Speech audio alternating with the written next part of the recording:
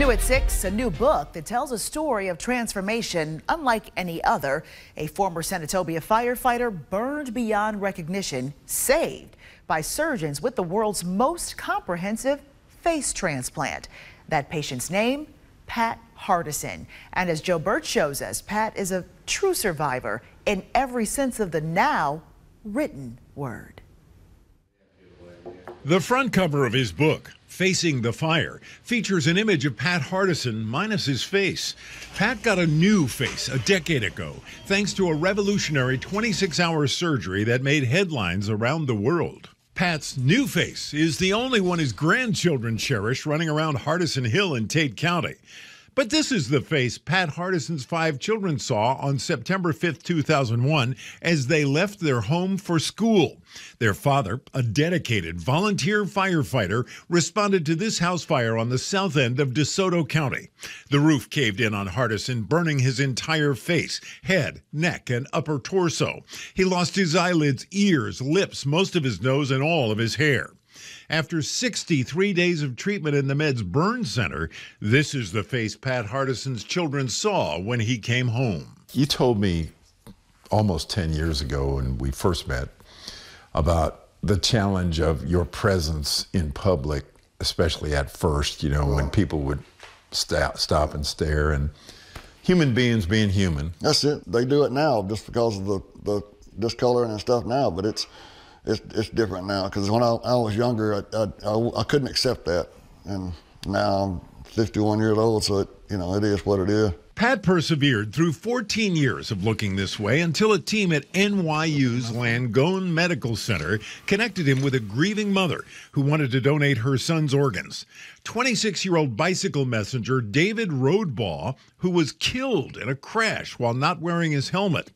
In the 26-hour operation, Pat got David's face. He changed so many lives that day. He was an organ donor, and that one person, he saved lots of lives. Pat's super surgeon and Pat's sister paid tribute to the organ donor's mother when I first met them in Senatobia a year after the procedure. And the primary motivation for her to donate his face was that her son always wanted to be a firefighter. And he is a fireman now. His legacy lives right along with my brother. As a mom, it would be so hard to do that, I think. It was kind of the ultimate sacrifice for a mother. The organ donor's family called Pat a few years after the transplant and invited him to the Ohio deathbed of the mom who donated her son's face. When I walked in that room and she squeezed my hand, and shortly after that, she'd passed. And it's just, was she waiting on me to get there to see her? But you never know. Remarkable. It's unreal. In your dedication to the book, it says, quote, "To those in danger of losing hope and to all who face the fire." Why did you dedicate the book that way? At one time, the suicide rate for people with facial injuries is like 97%. A lot of people lose hope. It's just, it's a struggle. It's a constant, there's no day off. So every day you're trying to get up and motivate yourself to go through this struggle or that struggle, and a lot of people fold. In his book, Facing the Fire, Hardison tells of his 2002 close encounter with ending his life in an East Tennessee hotel room. I was sitting in that little hotel, and I thought, man, I don't want somebody else raising my kids. I don't want somebody, I don't want to miss that.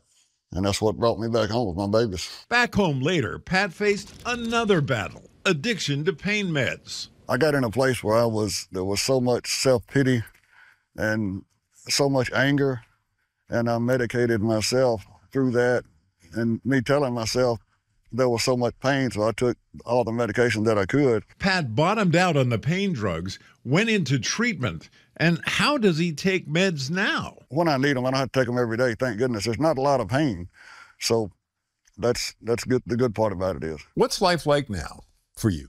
Life's good. I mean, I've got my challenges. I have to have some medical treatments now. After 7 years of no issues, my body started building antibodies. That's why the splotching, and I've lost part of my ear. Other than that, life's good. I get to spend time with my family, my grandbabies, and that's all that matters. That's awesome. Sit out here on Hardison Hill and enjoy life. Pat's daughter Avery says her dad's new book sums up his story best. It's a happy ending, right? It is. It's a very happy ending. It's great, and it's to be continued. It's not over yet. Reporting from Senatobia, Joe Birch, Action News 5. Incredible story of hope there. Well, Pat worked with the ghostwriter on Facing the Fire, who interviewed him dozens of times, as well as all the key players in Pat's survival story. She told Joe that Pat's faith, enduring hope, and love of his family kept him alive. To get a copy of Facing the Fire, just click on the link to this story at actionnews5.com.